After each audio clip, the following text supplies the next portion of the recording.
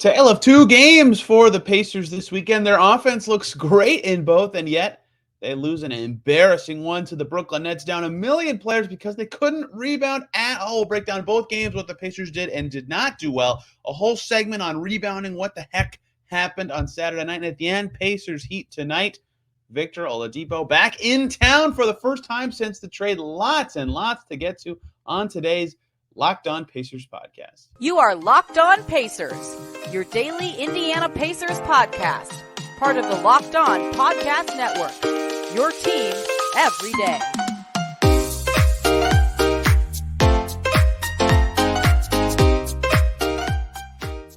Welcome in to another edition of the Locked On Pacers podcast, where we, of course, talk about the Indiana Pacers. As always, my name's Tony East. I cover the team for Forbes and SI, and today, boy, do we have a lot to talk about, all game-related at the same time. What a weird weekend for the Pacers.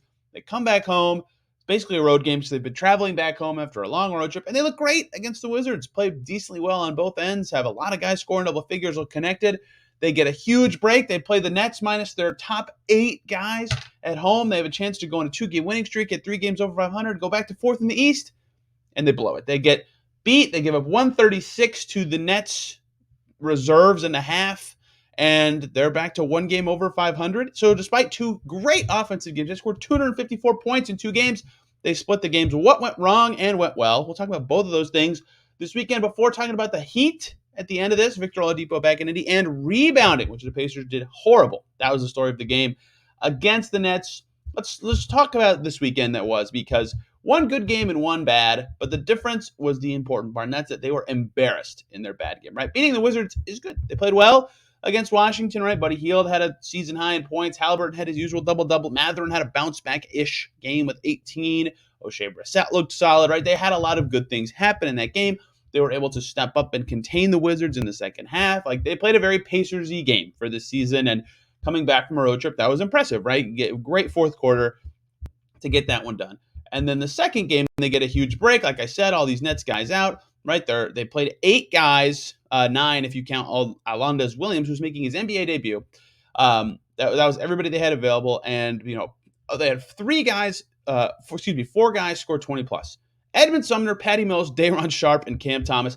Pacers defense was miserable, and the difference between the games was the miserable defense and rebounding. Even though the offense was great in both games this weekend, the difference was the key part, right? Pacers shot 47.7% from deep against Brooklyn, right? They tied the turnover battle. They shot 55% in general. They made 18 free throws, and they lost because of a miserable defensive game. They wasted that night, and that was the story of the weekend. Their Wizards game just does not matter when they immediately waste it the next day, right? And it wasn't even necessarily just the raw numbers, right? 133 against the Nets looks good, but it wasn't the same 133, and this was part of their defensive struggles, which we will get to along with the rebounding, right? The offense against the Wizards was more like tactical and effective, right? More passing, more organized machinery of offensive play where guys were making their cuts and timings and passes and stuff, and it all looked very well connected and things like that. And yeah, there were some nice pull-up threes, but in general, they looked solid. That's why a lot of guys had solid to good nights shooting the ball. Aaron Nesmith had a good game shooting off the bench. Goga was okay. Same with O'Shea Brissett. Same with Mathurin, right? A lot of the starters did well. That's how they normally look. And against the Nets, sure, they score 133, but they didn't play like themselves. I don't say that as an excuse. I mean that as a strong insult, right? Yes, they scored 133 points. That's great. That's a lot of points. A lot of it was pull-up threes, right? They were crazy good from deep, and they were really having to force it. And a lot of it came from Halliburton, who was their only guy who looked like he was really going for it on offense. Like, Buddy Hield had a solid efficiency night, but only took 11 shots. That's low for him, right? The same for Turner and Smith. They all had a good efficiency nights, but it didn't feel like the same connected Pacers offense. It felt like more like 1 or 2 pass possessions in a way that was less urgent and aggressive in the way that they were against the Wizards. And some of that could have been that they thought they were going to win, and some of that could have been that that they weren't prepared for who was ready or available for the Nets. But both of those reasons are big negatives.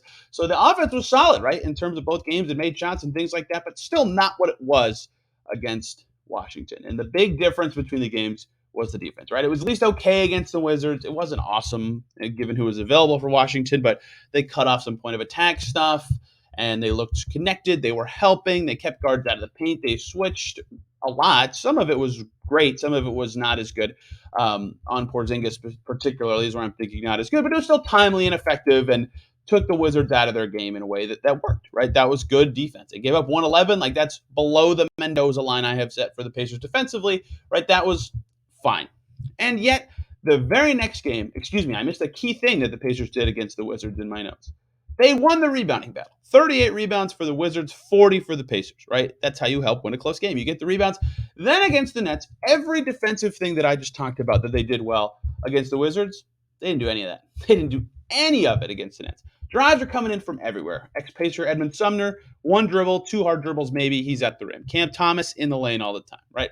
Patty Mills, not even that fast, getting in the lane pretty easily, right? All their guards were penetrating and making it happen, right? They didn't have a ton of assists, but those guys were getting to the rim and shooting themselves, and even that was very threatening because those shots became passes a lot because the other thing obviously was the rebounding, right? And we'll get to some other defensive stuff in a second, but 29 offensive rebounds for the Nets. So those drives, even if they led to misses, the Nets got the ball back and then someone else could then shoot, right? So the Pacers, they didn't rotate as well defensively. They weren't switching as well, if at all. The help was late because these fast Brooklyn guards were throwing off the rhythm of everybody. Their defense looked awful. Right? Halliburton said it very simply after that game. He said, I think they just played harder than us, to be honest, right? And Halliburton was awesome, right? He earned the right to say something like that and still say, yeah, we stunk, right? And that's embarrassing, right? The Pacers should not be a team that is out-hustled, especially given the talent disparity in that game. There was a moment in the second quarter.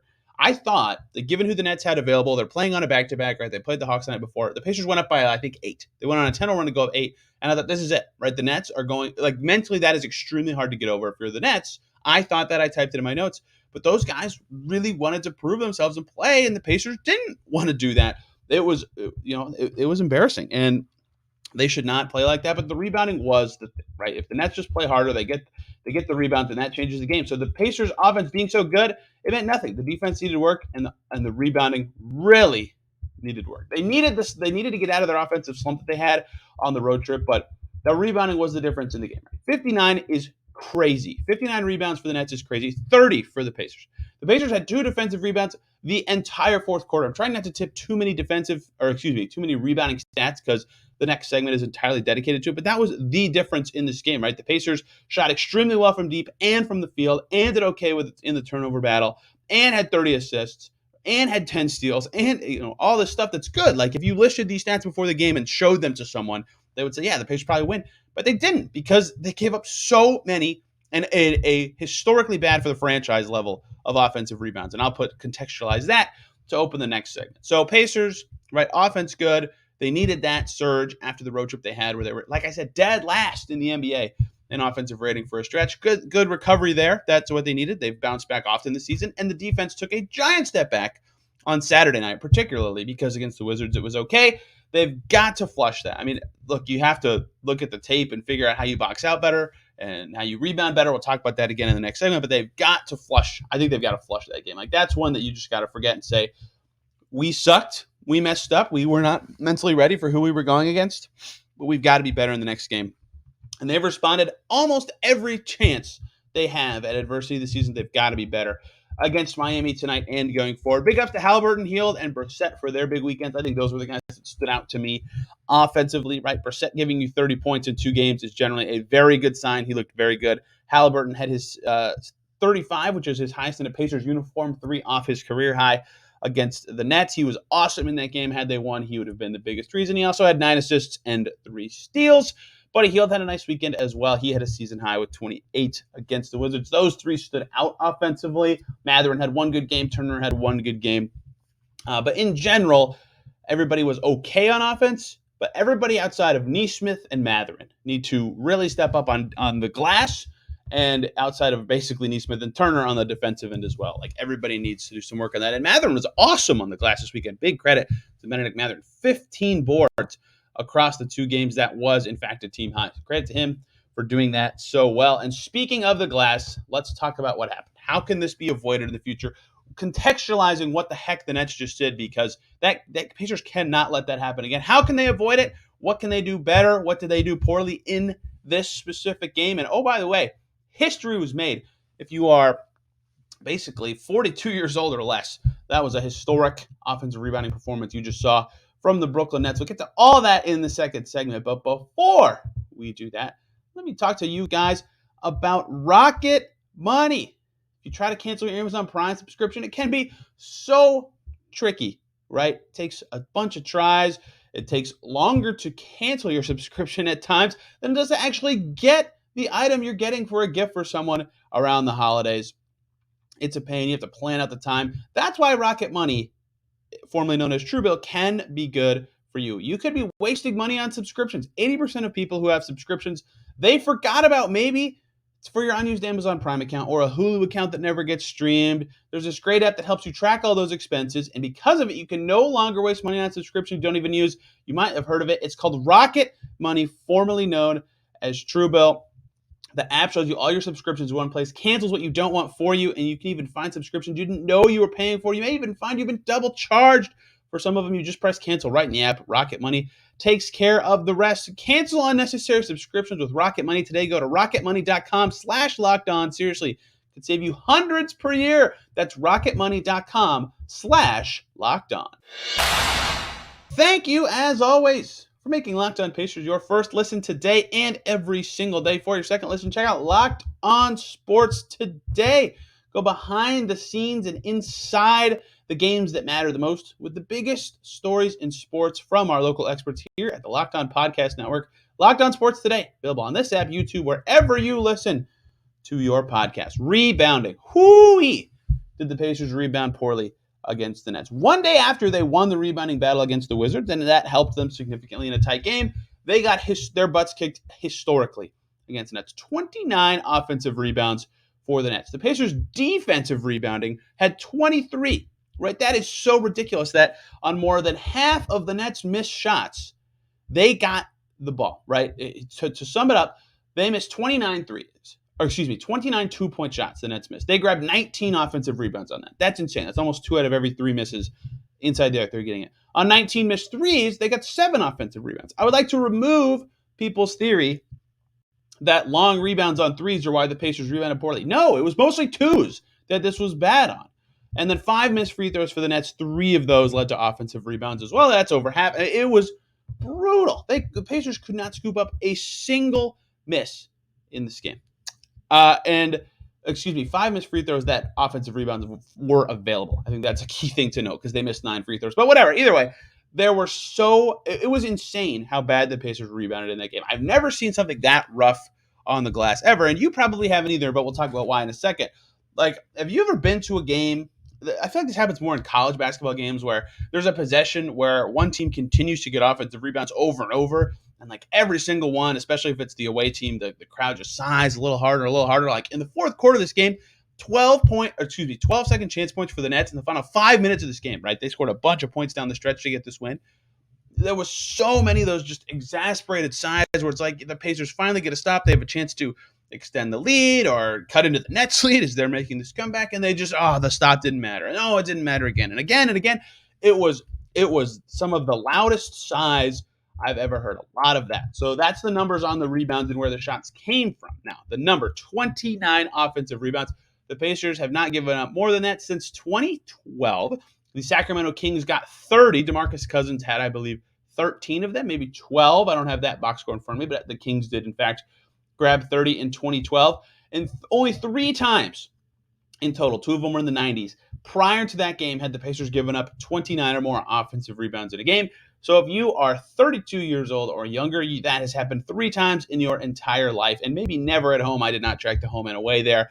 But that is a historically bad performance, right? 4 times in 32 years is crazy bad stuff from the Pacers on the glass in this game. They have got to be better on the glass. It's that simple. Like, it doesn't take a rocket scientist to explain all that to you. And that is where they lost this game, right? I think that sometimes rebounding numbers can be misleading. Like against Minnesota in Indy a couple of weeks ago, the Timberwolves punked the Pacers on the glass. I think they had like 15 more, 20 more in that game. And yet, because of the way the shots were missed, who grabbed the rebounds, which ones went out of bounds, turnovers, all this sort of thing, the Pacers had more shot attempts that night, right? Like the way the Timberwolves were missing and how the Pacers did on themselves on the offensive glass, like rebounding wasn't the reason to me the Pacers lost that game.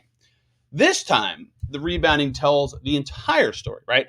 The Nets, meanwhile, while having double the Pacers' rebound, shot 15 more times. They took 100 shots in one game. They took 100 shots. That is so many shot attempts. In this game, rebounding was absolutely the story of the game. I mean, I have this in my notes right now, line, and this is just like too obvious, but Pacers just have to do better there, right? Like that is unacceptably bad. They have had 4 games this season the Pacers have where they took 100 shots. They have conceded once. They have allowed their opponent to shoot 100 shots. That was it, that Brooklyn game, right? They have only been over 90 about 12 times, so less than half of their games. And this one was 100 by the Nets. So the rebounding was atrocious. It's got to be better. And on the season now, after this game, the Pacers are 25th in rebounds per game as a team, 29th in defensive rebound rate. Yuck, right? That is just not going to cut it. I thought before the season this would be a bigger weakness for the team, and they were doing a pretty decent job for a little bit on the glass, and that has taken a nosedive recently. That's been a big problem for this team, is their ability to just grab a miss. They're okay at forcing misses, right? Their defensive rating is still okay.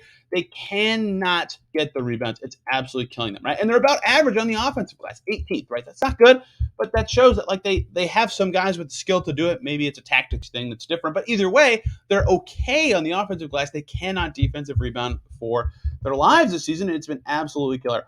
Now, if you want to look at specific players to break this down, and I'm not going to single out anyone as a bad rebounder in this. What I'm going to do is look at the numbers. Who do they say? What do the numbers say? Lineups or players are impactful and not impactful for defensive rebounding for the Pacers, right? So this exercise made me realize something about where the Pacers rebounding may have taken a nosedive, and I'll tell you why in a second. But looking at it, right, the player in the Pacers rotation who has the biggest negative difference in defensive rebound rates. When they're on the court, the Pacers grab X% of defensive rebounds. When they're off, it's way higher. It's actually Benedict Mathurin, right? When he's in the game, the Pacers' defensive rebound rate is 69.2%. When he's on the bench, it's 74. That's 5%. Andrew Nembhard at 68.4 when he's in, 73 when he's out. Everybody else in the negatives is within 3%. The 3% guys are McConnell and Brissett. Everybody else is minus 2% to 2%. Right, so most guys are pretty minimal impact kind of dudes in this. Like Halliburton's even, Smith's even, Trevelyan Queen is even, but McConnell and Jackson are both slightly minuses as well. And so what you get from that is Isaiah Jackson, TJ McConnell, Nembhard, Mathurin, Brissett. You know, Nembhard has started now, but he wasn't early in the season. What you see there is a lot of the bench guys, right? The bench units have been really poor on the glass. Isaiah Jackson, for all the things he does well, is not necessarily a strong rebounder right now, despite his ability to jump really high. He's not the strongest. He gets bullied down low, right? This dates back to Summer League, is something that he's needed to work on this year. So the bench is really struggling. Some of the starters are just kind of right? Buddy Hield, Miles, Jalen Smith, they're all like 1 to 2% impact guys, Nesmith as well. The strong defensive rebounders, the guys who have had the strong impact, and this is where you'll see the turning point when I say his name, right? Goga is a plus 3%, right? When he's in, 74% defensive rebound rate for the Pacers, 70.8 when he sits. Kendall Brown's had a strong positive impact. Terry Taylor, obviously that's a big one. I'll talk about him in a second. 6% plus for Terry Taylor. 76.4% defensive rebound rate when he's in, drops to 70.5 when he's out.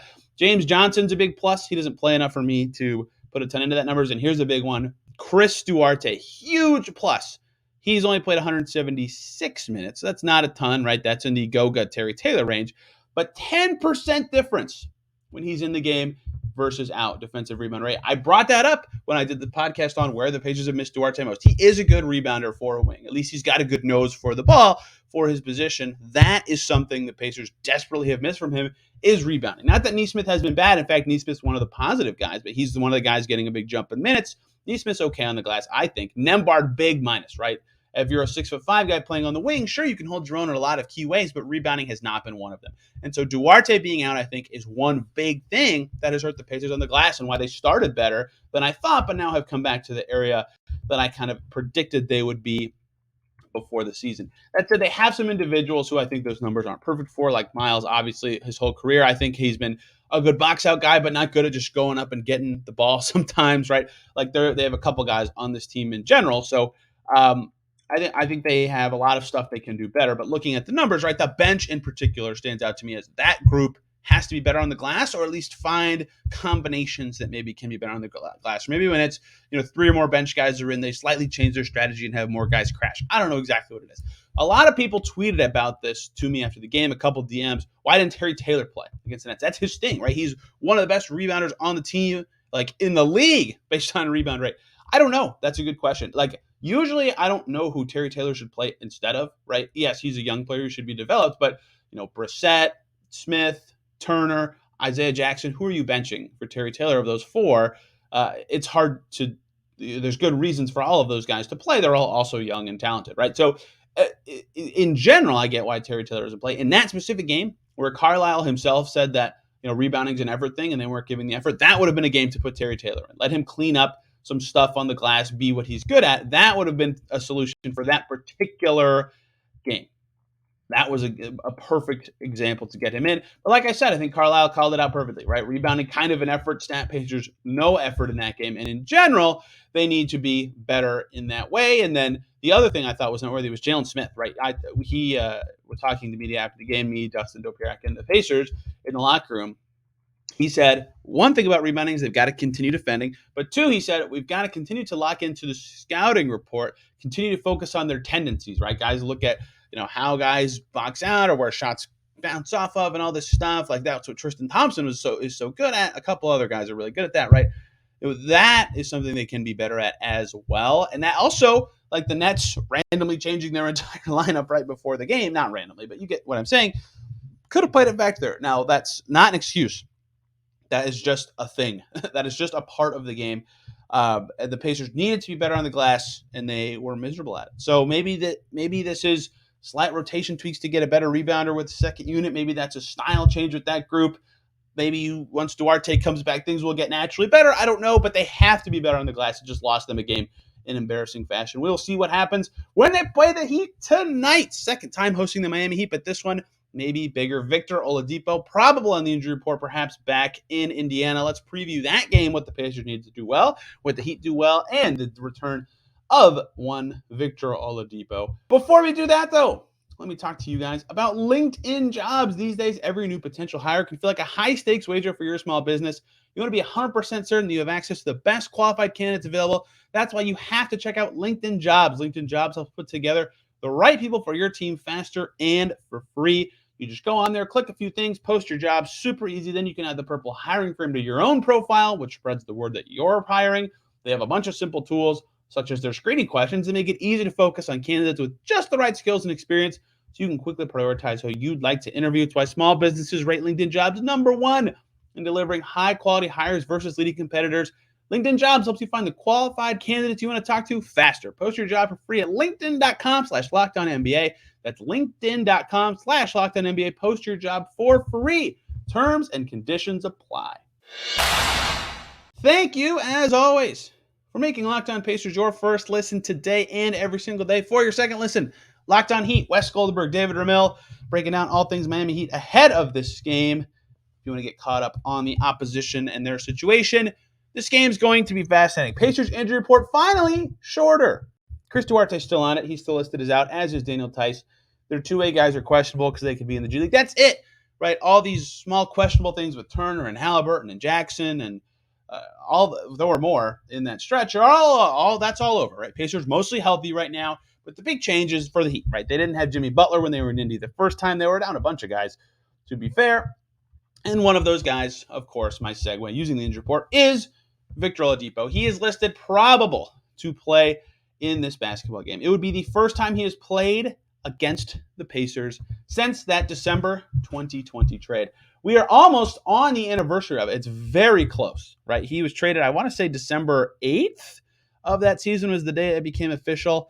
The final game he played for, it's January. That's right, because that season was off by a month. Either way, we are about 2 years removed from it, and this is his first chance to play against the Pacers at all, especially in Indiana, right?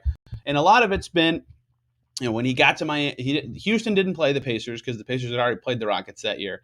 Then he got traded to the Heat and missed a bunch of that season. And then he was going to return right after their long road trip, and the Pacers were the last game of that road trip. And then the next season, he missed their first 60 games, and the Pacers played them all 3 times before he returned, right? And then early in this season, he was out when they came to Indy. So 5 chances. He's been injured for all of them since the trade, but this time he is probable. So this will be the first time that Oladipo, assuming he plays, will play against the Pacers and will play in Indy. It's going to be fascinating. He's only played in 3 games this season. His stats have not been awesome, but he's only played in 3 games. It doesn't really matter. I'm really looking forward to seeing him in general. I don't think I've seen him once since the trade.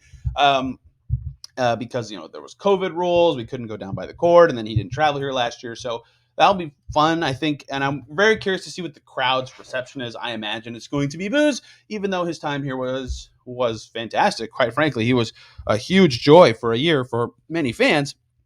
I understand why that could happen, but we will see what the reception is there. I hope we get to talk to him early in the day. Anyway, the game. Beyond that, that is just one part of this. The Heat kind of stink right now, which is crazy to say. You never see the Miami Heat below expectations, I feel like. They had that one year where they started 10-31 and bounced back, but in general, the Heat are usually good to be about what they're expected to be, and then they have some surprise wins. This year, 23rd in net rating. Their offense is awful. Their defense is pretty good, but they're still a negative net rating team. They're 12-15. They've lost 4 out of 6 in their 2 wins were by 5 against the Clippers on a back-to-back, and they beat the Celtics. That was very impressive. But they just lost to the Spurs at home. They lost to the Pistons in that stretch, right? They are not particularly playing good basketball right now. And so the Pacers really need to try to capitalize on this one and bounce back from their Saturday game, right? The Heat are really, like I said, really relying on their defense, which their defense is fantastic, right? Jimmy Butler's an awesome defender. Caleb Martin's pretty good. Bam is an awesome defender. Kyle Lowry, when he's able to be himself, is a good defender. They have good defense basically everywhere. Their offense stinks. It's not efficient, and they don't get a ton of offensive rebounds, which, knock on wood, we'll see what happens with the Pacers in that department come tonight. But they aren't efficient enough to make up for their lack of extra possessions, and so their offense is not particularly good, right? They don't have good enough shooters to be a drive and kick team. They don't have quite good enough rim finishing. Bam's aggressiveness kind of waxes and wanes. So he will be aggressive against Turner like he has been his whole career, but even with decent Bam and great Tyler Hero and okay Max Strus and Gabe Vincent, Pacers still held the Heat to 99 earlier in the season in Indy, right? That's how much of a struggle it is for Miami sometimes to actually get points on the board. So I think that's going to be key for the Pacers in this game is can they keep the Heat struggling in the same ways they've been struggling? Because the Pacers offense was clicking all weekend, right? If they score in the 110 range, they should be good to go against this Miami team who, again, is not particularly hot as an offensive unit and lacks the shooting to really spread defenses out, right? So in their recent stretch, right, the Heat have only been hitting 93 against Memphis, 96 against Detroit, 106 against Atlanta, 101 against Minnesota, 87 against Cleveland. That's all in their last 10 games, right? They have had some rough offensive outings. So I think the Pacers really need to focus on making sure they score enough that it doesn't matter that the Heat are so solid on the defensive end of the floor. That would be my focus if I'm the Pacers, is finding the right matchups and things like that, because they themselves only scored a 101, right? They were able to win that game because the Heat couldn't score enough, but they also had an off night, right? Duarte got hurt mid-game, but 2 starters had 0 points for the Pacers. McConnell, Jackson, Nembhard, and Brissett, 4 bench players combined for 15 points. Mather ended up playing a bunch because Duarte got hurt mid-game, but they were really reliant on Mather and Halliburton and Hield when everybody else was and Turner was 7 for 9 for 16 points. They were really reliant on those 4 guys when a lot of other players had off nights. They need to I think they need a little bit more balanced attack, right? They have a great record when they have 6+ guys at double figures. I think that will be key. So my key things in this game, 1, obviously bounce back from the rebounding, right? Pacers need to prove that they are capable of recovering after a game like that. 2, TJ McConnell, I think, is pretty important in this one, keeping the second unit offense humming because it was not the first time they played the Heat. Miles Turner defending in the paint, right? That's where the Heat want to score. They want to get inside the paint area and run their offense from there. That's what this team is good at. They like to drive, and they've kind of struggled with it, but it's something that they kind of need to do. They take a ton of their shots from inside, or they try to take a ton of their shots, from inside 3 feet. We'll see how that actually pans out for them. So I think Turner's going to be big, of course, protecting the paint, making it hard there. And Andrew Nembhard, if he's guarding Jimmy Butler, I think he's going to be important for as much time as they get in there. Pacers, I think if they get to 110, I think they'll win this game. But we will see. This is a big one. Can the Pacers respond like they have all season? Can they stay over 500 in the playoff picture? They felt a sixth this week. It's a big game for them and their outlook this season, depending on how they want it to go. I'm looking forward to it. I hope you all are too. And we'll, of course, be breaking it down tomorrow, the Oladipo return, all of it. It will be fantastic. Thank you all so much for listening lately. I really appreciate it, and the many comments I have gotten on the show. I just love doing this every day, and that people listen and care about what I have to say. And we'll, of course, again, be back talking Heat tomorrow and other things that happen in that game and all sorts of other topics this week. The Warriors are in town Wednesday. Going to talk with a guest about them. As that time comes, right, the trade season is just around the corner, right? December 15th, the unofficial start of that. We'll do a little bit of talking there. We'll talk Cavs later this week with Locked On Cavs host Chris Manning. Like, so much stuff is coming on Locked On Pacers this week. You won't want to miss it. So thank you guys a ton for listening today. Have a great rest of your day. We'll see you tomorrow.